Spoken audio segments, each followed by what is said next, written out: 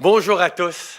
Je suis vraiment content d'être ici à l'Agence spatiale canadienne pour partager des bonnes nouvelles avec les Canadiens. Je veux d'abord remercier le président de l'Agence, Sylvain Laporte, de son accueil. Je tiens également à saluer les ministres Baines, Duncan et Garneau qui m'accompagnent ce matin, ainsi que nos astronautes canadiens et les membres du comité consultatif sur l'espace. Merci d'être des nôtres. En étant ici aujourd'hui, je ne peux pas m'empêcher de penser à David Saint-Jacques, qui est actuellement en orbite autour de notre planète. J'ai eu le grand privilège de lui parler la veille de son départ, il y a 3 mois, lorsqu'il était au Kazakhstan. Je lui ai demandé comment il se sentait, comment il envisageait son envol et sa mission. Je lui ai dit à quel point on était tous tellement fiers de lui.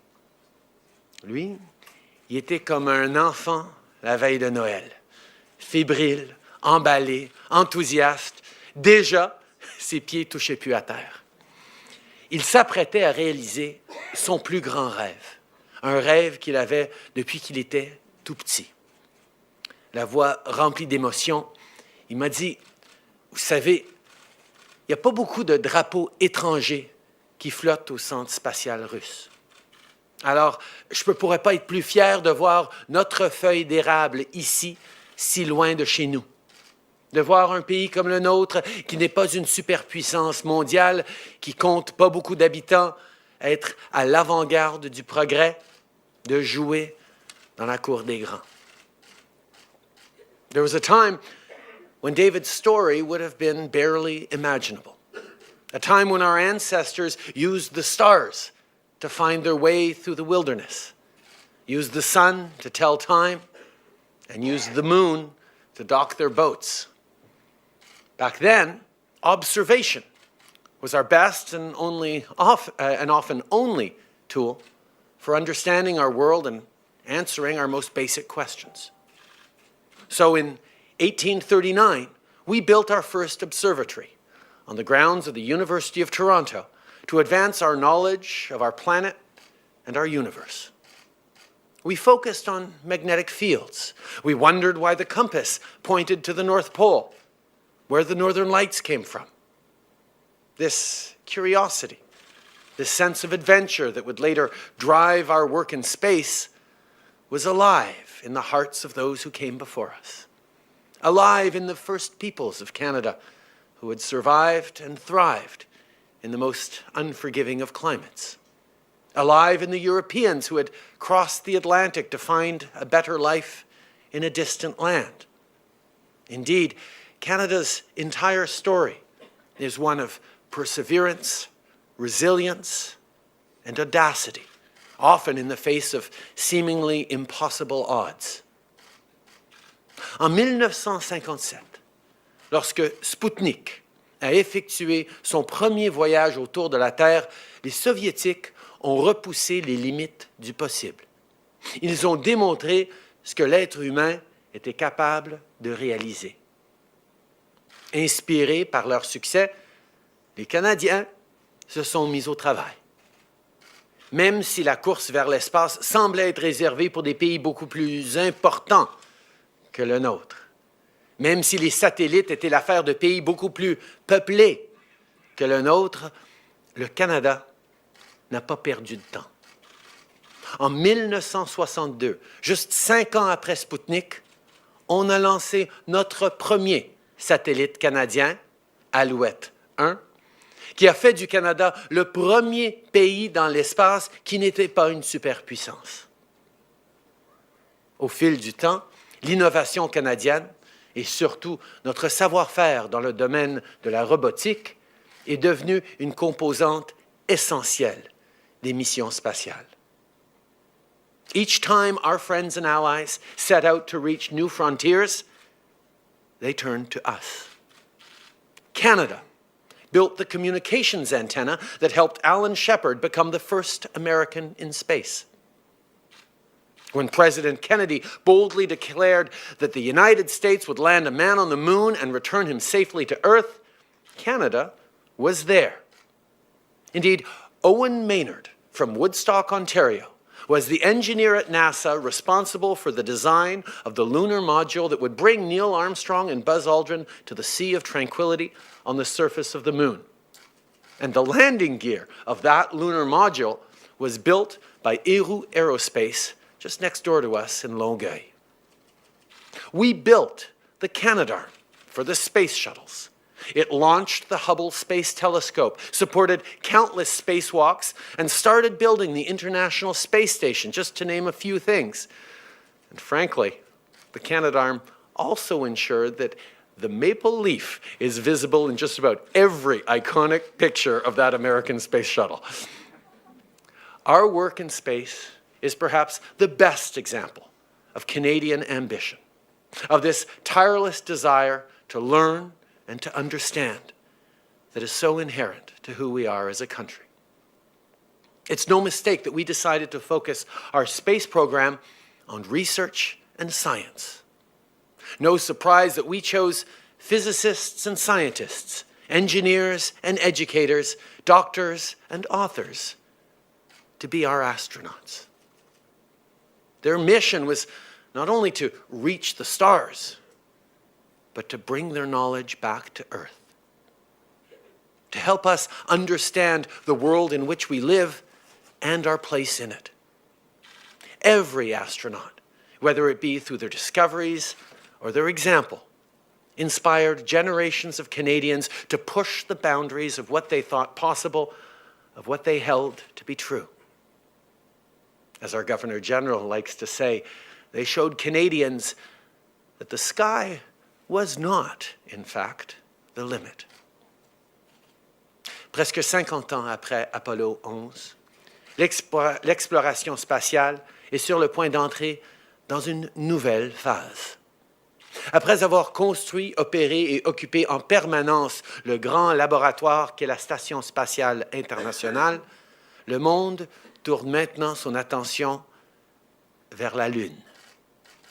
Un groupe de pays mené par la NASA a annoncé son intention de bâtir une nouvelle plateforme en orbite lunaire. The Lunar Gateway will be one of the most ambitious projects ever undertaken by human beings to date. Not only will this moon outpost allow for a long-term lunar presence, but it will also serve as a launch pad to Mars and beyond. Our allies have asked us to join them in reaching this new frontier. They want our help to take on the challenges of deep space exploration. They want us to be their partner on this lunar mission. And so today, we are stepping up.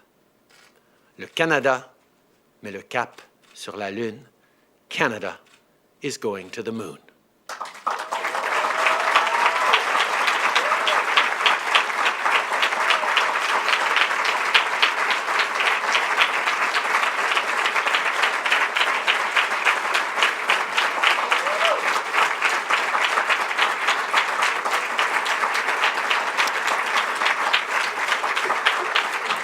Canadarm was essential to the space shuttle. Canadarm, too, built the International Space Station. So it's only fitting and right that the arm that will repair and maintain the Lunar Gateway will yet again be made in Canada by Canadians. And of course, the AI and robotics used to control this new Canadarm3 will be developed in Canada by Canadians. And that's crucially important given the location of the gateway. Where the International Space Station could be operated from the ground at any time, as I just saw a few minutes ago, the distance to the Lunar Gateway will require a level of autonomy never before seen in robotic and human exploration systems. Unlike the ISS, the Gateway will not be continuously occupied. Instead, thanks to artificial intelligence and robotics, the Gateway will continue to operate when crews are not present and during periods of no communications with Earth. Canadians are pioneering this technology. We have the talent and the expertise to see it through. And now is our time to lead. Our participation in the Lunar Gateway ushers in a new era of Canadian excellence in space, the cornerstone of the next phase of Canada's space program. To do so, the Government of Canada will invest more than $2 billion over 24 years in our space program and in the Lunar Gateway.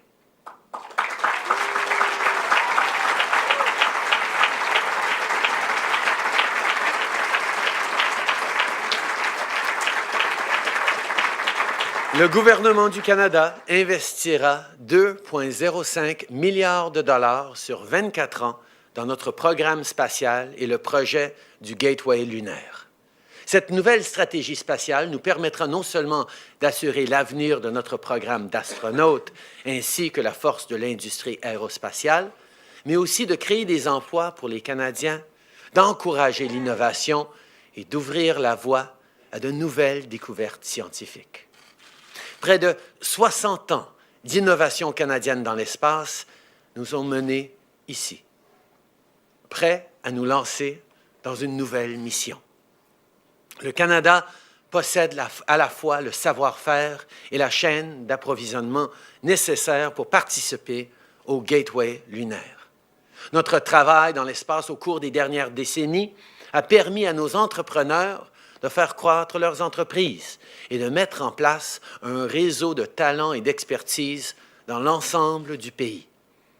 Notre participation à des projets ambitieux comme la Station spatiale internationale a permis aux entreprises canadiennes de se joindre à des missions dirigées par nos partenaires comme la NASA ou l'Agence spatiale européenne.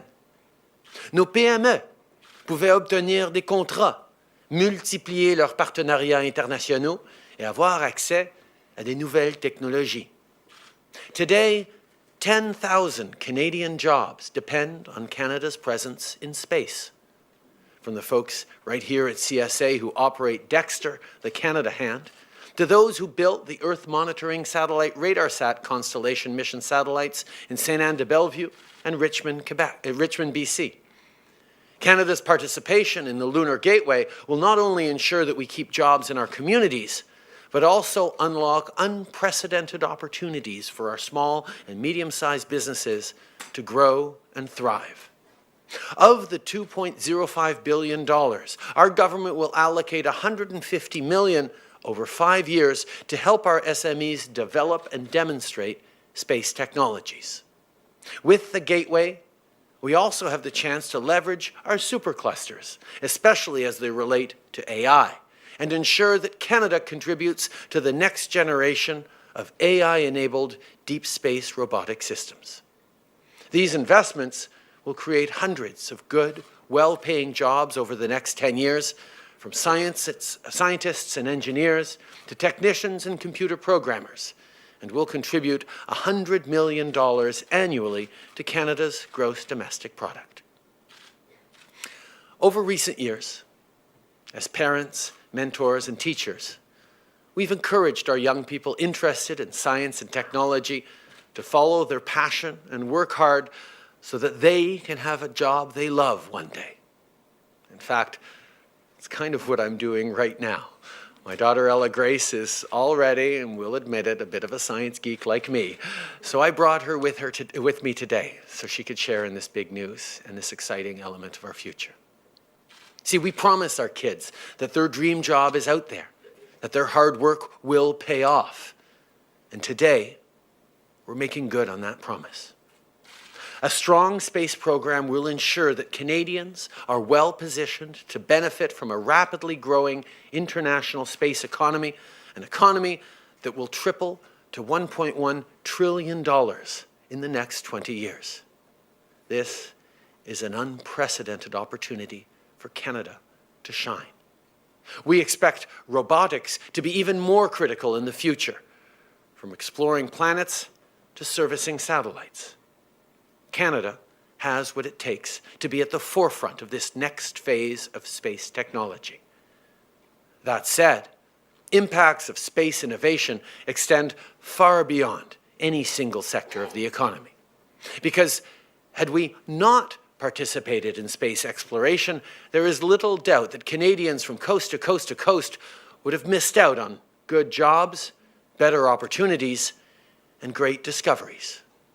Discoveries that have revolutionized life on Earth, whether we realized it or not.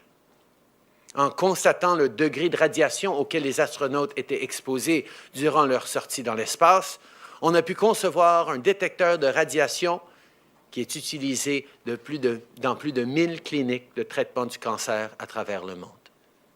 Grâce à la technologie du bras canadien, des scientifiques et des ingénieurs ont mis au point des microscopes numériques et des bras robotisés qui ont révolutionné la neurochirurgie. Nos satellites nous permettent de surveiller nos frontières, d'évaluer l'impact des changements climatiques, d'assurer l'accès aux services Internet à haute vitesse dans les régions et de faciliter les opérations de sauvetage. Chaque nouvelle aventure dans l'espace nous a permis de faire des découvertes révolutionnaires qui ont amélioré la vie de millions de Canadiens. Le Gateway lunaire et la prochaine phase de notre programme spatial ne feront pas exception à la règle. L'investissement aujourd'hui va créer des nouvelles opportunités pour la recherche et l'innovation au Canada, que ce soit en reliant les Canadiens grâce à Internet haute vitesse, en améliorant l'accès à des aliments nutritifs dans les régions éloignées ou en développant des traitements médicaux. Ce sont des défis auxquels les Canadiens sont confrontés à tous les jours, des défis que nous allons continuer d'étudier dans l'espace pour trouver des solutions pour ici sur Terre.